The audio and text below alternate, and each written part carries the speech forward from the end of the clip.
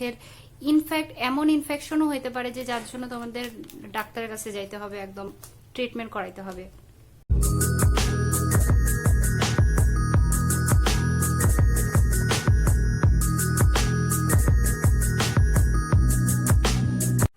Hello guys, আসসালামু আলাইকুম and welcome back to my channel. আশা করি সবাই ভালো আছো। সো আমি অ্যাকচুয়ালি ঘুমাতে যাব তার আগে আমি মেকআপ রিমুভ করতেছিলাম। আমি জানি আমাকে দেখতে এখন খুবই বাজে লাগতেছে, টায়ার্ড একটা লুক। সো অ্যাকচুয়ালি অনেক টাইম হয়ে গেছে, আর ম্যাক্সিমাম টাইম আমার মনে হয় যে 90% আমরা মেয়েরা চোখের মেকআপ ভালোভাবে রিমুভ করি না, যার কারণে কি হয় আমাদের চোখের আইল্যাশের নিচে ছোট দেখবা দানা দানা হয়, তারপরে দেখবা যে আমাদের চোখে ইরিটেশন হচ্ছে, আর আমরা আননোয়িংলি চোখ শুধু এভাবে রাব করতেই থাকি আননোয়িংলি। বাট এটার মেইন প্রবলেমটা হচ্ছে যে আমাদের চোখের যে মেকআপটা থাকে এটা প্রপারলি ক্লিন করিনি। আমি আইশ্যাডোর কথা বলতেছি না, নর্মাল কাজল আইলাইনার যেটাই আমরা মাস্কারা চোখে অ্যাপ্লাই করি সেটাও। সো এটা প্রপারলি ক্লিন করা খুবই জরুরি। তো তোমাদের সাথে আমি আজকে ওইটাই শেয়ার করবো যে এটা কিভাবে তোমরা প্রপারলি ক্লিন করবা, আর এটা খুবই ইম্পর্টেন্ট। প্লিজ এটাকে ইগনোর করিও না, কারণ মেবি এই ভিডিওটা খুবই একটা বেসিক একটা কন্টেন্ট, বাট অনেক ইম্পর্টেন্ট এবং হেল্পফুল একটা ভিডিও হবে তোমাদের জন্য, যেসব মেয়েরা আমার মতো খুবই কি বলবো যে অলসতা করে চোখের মেকআপ ভালোভাবে রিমুভ করে না তাদের জন্য। সো আমি এখানটায় আজকে মিনিসোর কটন প্যাড ইউজ করতেছি। এটা আমি 300টা কটন প্যাড থাকে এটার মধ্যে, মিনিসো থেকে নিছিলাম, অনেকদিন গেল আমার এটা। সো এই ধরনের কটন প্যাড আমি এটা ইউজ করি। তার কারণটা হচ্ছে যে এই কটন প্যাডে প্রোডাক্ট ওয়েস্টেজটা কম হয়, কারণ অনেক পাতলা। সো এটার মধ্যে প্রোডাক্টটা ওয়েস্টেজ কম হয়। সো সবার আগে আমি ফেসের মেকআপটাকে আগে রিমুভ করে নিব, তারপরে এক এক করে চোখের। সো সবার আগে আমি লিপস্টিকটাকে রিমুভ করে নিচ্ছি। সো এটা রিমুভ করার নিয়মটা হচ্ছে, যারা জানো তার ভালো, আর যারা জানো না তাদের জন্য। এটা আমি আমার ঠোঁটে রাখবো, আগে বলে নেই, এটা ঠোঁটে রাখবো, রাখার পরে 4-5 সেকেন্ড ওয়েট করব, দেন ওয়াইপ করে নেব, ঠিক আছে?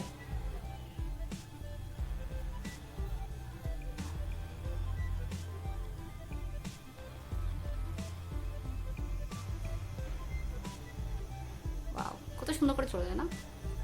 কি বাজে লাগতেছে আমাকে। তোলার পরে আরাম পেল। আরেকটা কটন প্যাড নিচ্ছি, এটা সেমটা না, ওইটা নিয়ে আমি ফেসটাকে ইয়া করে নেব।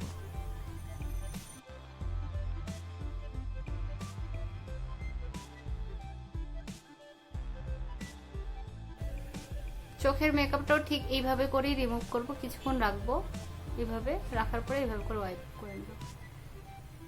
যেহেতু আমি একটু স্মোকি আই করছিলাম, আমি কিন্তু এখানে অনেকগুলো প্রোডাক্ট ইউজ করছি অ্যাকচুয়ালি, লাইক কাজল, আই শ্যাডো, অনেক কিছু। সো এখন কিন্তু এই যে এভাবে করে মোছার পরও কিন্তু আমরা মনে করি কি এখন ফেস ওয়াশ দিয়ে মুখটা ধুয়ে ফেললেই মেবি চোখের মেকআপ আমার মনে হয় চলেই গেল। বাট না, ইটস নাথিং লাইক দ্যাট কি আমাদের আই মেকআপ এভাবে করে ওয়াইপ করলাম আর রিমুভ হয়ে গেল, এটা এরকম না, এত ইজি না। আমরা এখন কি করব, আমি তোমাদের যদি নোটিস করাই যে দেখো এটা আমার রিমুভ হয়ে গেছে, বাট দেখো আমার এই যে চোখের, আমি এখন ফেস ওয়াশ দিয়ে যদি মুখ ধুই, আমরা কি ফেস ওয়াশ কি চোখের মধ্যে লাগাই না? এই যে চোখের এই পার্ট গুলোতে আমাদের দেখা যায় যে থেকে যায়, কাজলটা থেকে যায়, এবং এটাই আমাদের যে সারা চোখের মধ্যে থাকে না, এটাই কিন্তু আমাদের চোখের অনেক ক্ষতি করে। চোখের ইনফ্যাক্ট এমন ইনফেকশনও হতে পারে যে যার জন্য তোমাদের ডাক্তারের কাছে যাইতে হবে, একদম ট্রিটমেন্ট করাইতে হবে।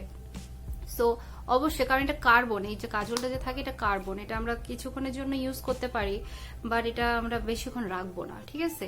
সে করে নিয়ে নিচ্ছি, ভিজাই নেব। তোমরা অনেকে এইখানটা যদি মাইসেলার ইউজ করতে না চাও, শুধু চোখের মেকআপটা রিমুভ করার জন্য তোমরা এখানটে কোকোনাট অয়েল ইউজ করতে পারো। কোকোনাট অয়েলও আমাদের লাইক এটা জ্বলবে না, এবং চোখের মেকআপ তোলার জন্য কোকোনাট অয়েল অনেক ভালো কাজ করে। সো কোকোনাট অয়েল দিয়েও আমি মাঝে মধ্যে রিমুভ করি। সো আমি এই যে কটন বার দিয়ে এইভাবে করে আইল্যাশেস গুলোকে এইভাবে করে রাব করে করে পরিষ্কার করে নেব। আর আমরা কিন্তু এই যে চোখের এইগুলাতে কিন্তু মাস্কারা অ্যাপ্লাই করি। সো অবশ্যই মাস্কারাটা খুব ভালোভাবে রিমুভ করে নিতে হবে, ঠিক আছে?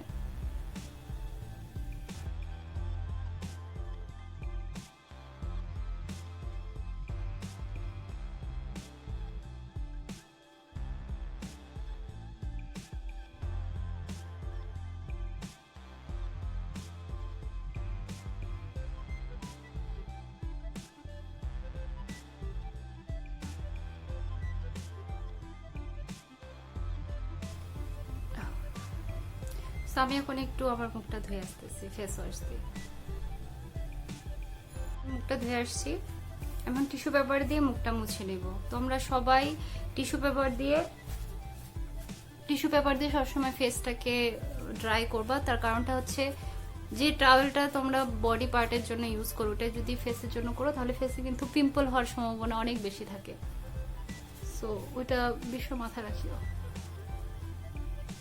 সো আমি আরেকটু এই যে কটন বাডের মধ্যে মাইসেলার ক্লিনজিং ওয়াটার নিয়ে আমি এটাকে এখন মানে এটা হচ্ছে লাইক একবার তো আমরা ফেস ওয়াশ দিয়ে মুখ ধোয়ার আগে ক্লিন করব, আরেকবার হচ্ছে ফেস ওয়াশ দিয়ে মুখটা ধোয়ার পর, কারণ এটা এখন ভিতর থেকে বাইরের দিকে চলে আসছে। সো এটাকে আমাকে এখন রিমুভ করে নিতে ভালোভাবে, আদারওয়াইজ দেখা যাবে যে এটাই পরবর্তীতে আবার চারদিকে ছড়া যাবে।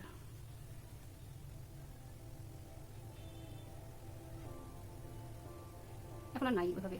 ওকে, সো এইভাবে করে আমরা ফুল ফেসের মেকআপটা রিমুভ করে দেন যা যা প্রসিজার করার আমরা সেটা করব। লাইক যদি ফেস প্যাক লাগানোর থাকে লাগাবো, সেটা কিন্তু আমরা প্রতিদিন করি না। আমি এটা রেগুলার মেকআপ রিমুভিং এর একটা পদ্ধতি তোমাদেরকে বল।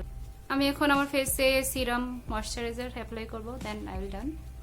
সো আশা করি ভিডিওটি তোমাদের জন্য হেল্পফুল হবে। যদি ভিডিওটি ভালো লাগে তাহলে অবশ্যই লাইক দিবা, কমেন্ট করবা, ভিডিওটি তোমার ফ্রেন্ডস এবং ফ্যামিলির সাথে শেয়ার করবা। আর যদি আমার চ্যানেলটাকে এখনো সাবস্ক্রাইব করে না থাকো তাহলে এখনই সাবস্ক্রাইব করো please. I really need your help, I really need your support. So please support me, subscribe to my channel. So আজকে এই পর্যন্তই, দেখা হচ্ছে নেক্সট ভিডিওতে। সে পর্যন্ত সবাই ভালো থাকিও, সুস্থ থাকিও। আল্লাহ হাফিজ।